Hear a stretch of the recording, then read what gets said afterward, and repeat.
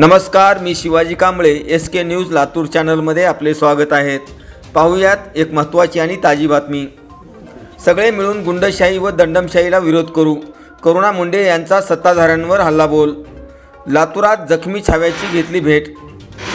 छावाचे प्रदेशाध्यक्ष विजय घाडगे यांनी शेतकऱ्यांची खरी परिस्थिती मांडली। विधानसभेत रम्मी खेळणाऱ्या कृषीमंत्र्याचा राजीनामा मागितला, त्यामुळे त्यांना बेदम मारहाण केली। यावरून यांच्या डोक्यात सत्तेचा माज किती आहे हे लक्षात येतं। असा हल्लाबोल स्वराज्य शक्ती सेनेच्या नेत्या करुणा मुंडे यांनी आज लातूर येथे केला।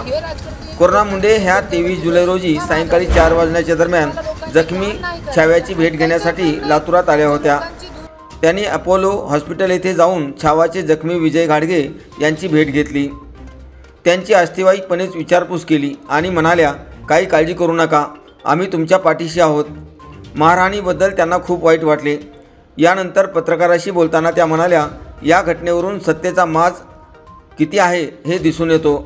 गुंडशाही, दंडमशाहीला आम्ही सगळे पक्ष संघटना एकत्र रस्त्यावर उतरून विरोध करू। चक्क विधानसभेत रम्मी खेळणारे कृषीमंत्री माणिकराव कोकाटे यांची कृषीमंत्री होण्याची लायकी देखील नाही, असेही त्या म्हणाल्या। यावेळी करुणा मुंडे यांच्यासोबतच शेतकरी संघटनेचे लातूर जिल्हाध्यक्ष गजानन बोळंगे यांनीही छावाचे जखमी प्रदेशाध्यक्ष विजय घाडगे यांची भेट घेतली आणि विचारपूस केली। जशी त्यांची अवस्था आहे, मला खूप वाईट वाटलं आणि छावा संघटना जे आहे स्वराज्य शक्ती सेनेचा पाठिंबा पूर्ण आहे त्यांचे पाठीमागे, आणि मी हे गोष्टीचा निषेध करते। एक खरे छावानी एक खोटारडे व्यक्ती समोर आणि जे जनताचा सेवक म्हणून आला होता आणि त्यांचे समोर एक खरे छावानी खरी लोकांची परिस्थिती त्यांच्या समोर मांडली, तो हे लोकांना असं वाईट वाटलं की त्यांच्यासोबत मारहाण केली।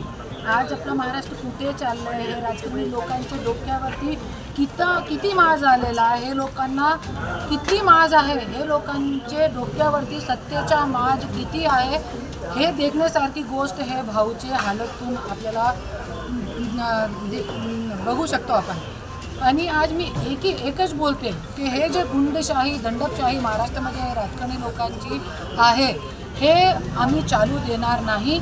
सगळे मिळून जितके संघटना आहे, असे पक्ष आहे, सगळे मिळून ही गोष्टीचा निषेध करून हे लोकांचे विरोधात मार्केटमध्ये रोडवरती उतरणार आहे।